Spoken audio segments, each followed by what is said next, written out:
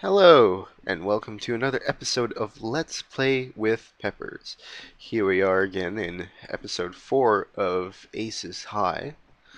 I was thinking that for today we would do a bomber, um, sort of a bomber patrol in a Thunderbolt, or P-47. I think I'm going to use the P-47N today, because I think it has a bit more fuel capacity than the other ones. But where to start? Um, Problem is there isn't a whole lot of people on the server right now. So I think I'm going to try and do a patrol of a large area along the front line. Just to see if there's any enemy bombers and whatnot. I think we'll do this area. We'll patrol from A1 to 6. Actually, we'll start off at A223. We will head south climbing, maybe make a course correction that way, and then we'll come up across A127 and then go to C217 and then to these vehicle bases over here. So let's go to A223 and to the hangar. We will go full. Oh, wait. Suppose I should select it first.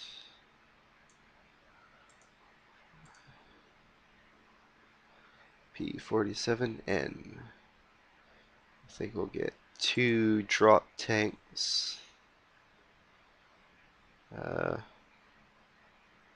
Just a 75-gallon. Rockets might come in handy for taking down a bomber. Full fuel. I think we decided to go southwest. Here we go. Alright, here we are in our P-47. I didn't really know much about the P-47 previously, but when I started to use it in War Thunder, War Thunder, I became quite attached to it, mainly because of its 50 cals.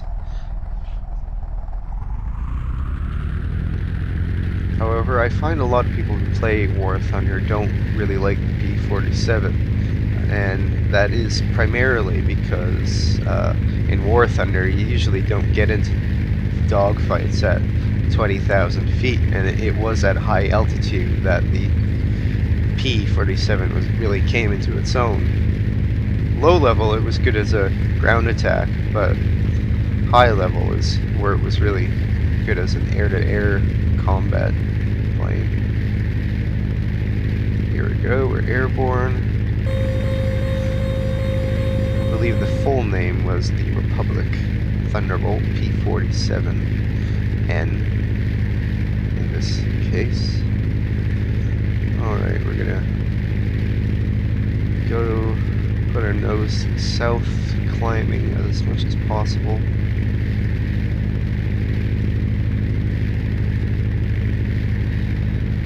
This mountain might be a problem.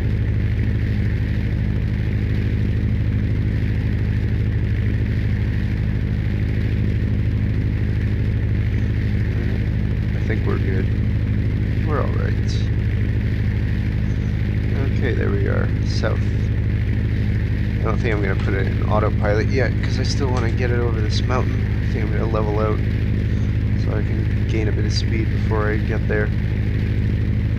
Anyways, this thing has 8 50 caliber machine guns on it, which is a pretty decent amount of 50 caliber machine guns.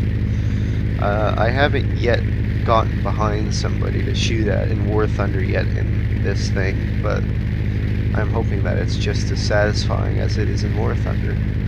And I'll be at higher altitude, so hopefully people will be able to see how this thing really performs. In the fighter bomber role, though, it could carry 5-inch rockets or rather, 2,500-pound bomb load, which is over half that of the B-17, which is pretty impressive for a fighter plane. In fact, that's really impressive. One thing that really surprised me was that the Avro Arrow actually had a larger weapons capacity than the Lancaster, but the Lancaster does look pretty big, but when you really think about it, compared to modern passenger jets, it was pretty tiny. At the time, it looked colossal, though. It still does look colossal.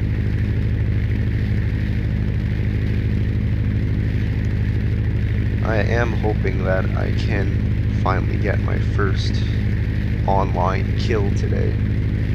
I may have gotten an assist.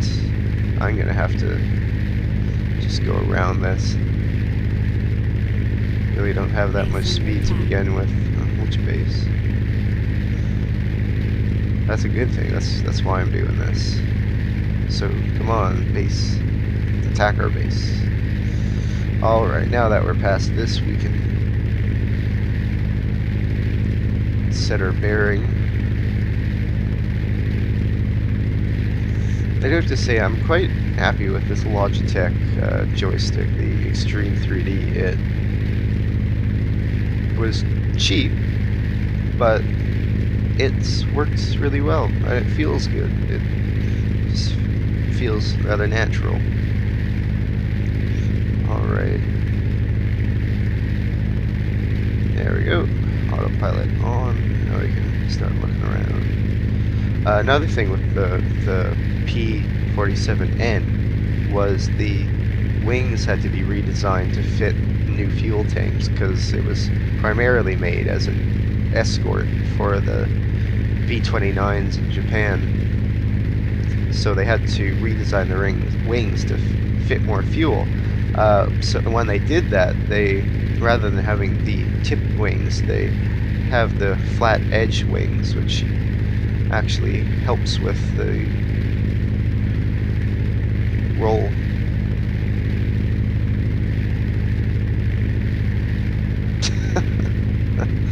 Anyways, after that, I think it's time for some patriotic American music.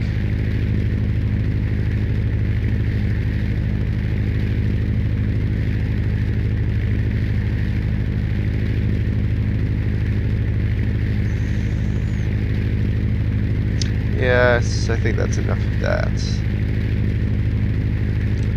We are currently at 5,000 feet, traveling at almost... Did I ever raise my landing gear? No. Yeah, I did. Kidding. Good.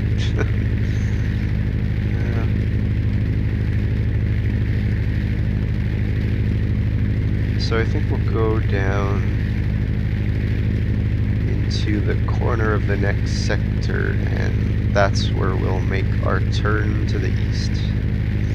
At which point we will go follow a route sort of in the middle of the water, just at the tip of the radar range of A127, and we'll come down following that radar shield, cut across here, get underway radar coverage of this base again, come out, or maybe we'll go a bit down this way into here, and then up across these vehicle bases, and I think we'll land at A219. It's a pretty long journey, though. I might have to cut it up into a few different bits. I may have to not include these all this journey time. That is one problem with doing these videos on Aces High, is you really have to think of something to talk about, or you really have to be talkative, because there's a lot of time to fill up.